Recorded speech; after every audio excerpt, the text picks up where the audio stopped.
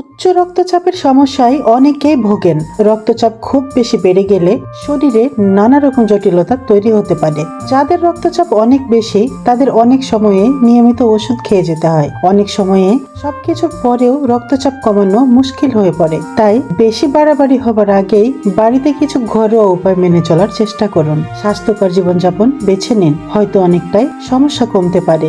Refined carbohydrate এড়িয়ে চলুন। ময়দা, চিনি, সাদা ভাত, কেক, প্যাটি, বার্গার, সাদা পাউরুটির মতো খাবার খাওয়ার অভ্যেস ত্যাগ করুন। এমনি আটার রুটির বদলে সুজি বা হোল হুইট গ্রেনের আটা পাউরুটি খান। ওজন যত নিয়ন্ত্রণে রাখবেন রক্তচাপও তত কম থাকবে। ওজন কমানো বা নিয়ন্ত্রণে রাখতে অবশ্যই নিয়মিত শরীর চর্চাও প্রয়োজন।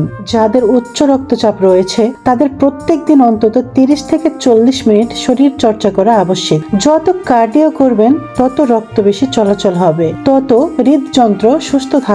কোনো রকম দীর্ঘ অসুখ বা হৃদরোগের আশঙ্কা কমবে। 30 মিনিট ব্রিস্ক ওয়াক বা জগিং এ উপকার পাবেন। বিশ্ব স্বাস্থ্য সংস্থা জানিয়েছে প্রত্যেক দিন 5 গ্রামের বেশি লবণ খাওয়া উচিত নয়। যাদের উচ্চ রক্তচাপের সমস্যা তাদের আরো লবণ চলবে না। বিশেষ করে আমরা অনেক সময় বুঝতে পারি না বাইরের জাঙ্ক ফুড বা বিস্কুট, চানাচুরেও কতটা লবণ থাকে। তাই যে কোনো বাইরের খাবার খাবার আগে সাবধান হন। পটাশিয়াম বেশি যেতে হবে শরীরে। যাদের উচ্চ রক্তচাপ রয়েছে তাদের জন্য পটাশিয়াম অত্যন্ত জরুরি পুষ্টি। তাই কলা, অ্যাভোকাডো, টমেটো, রাঙা আলু, স্যামন মাছ, টুনা, বাদাম, দইয়ের মতো খাবার নিত্য খাদ্য তালিকায় রাখুন।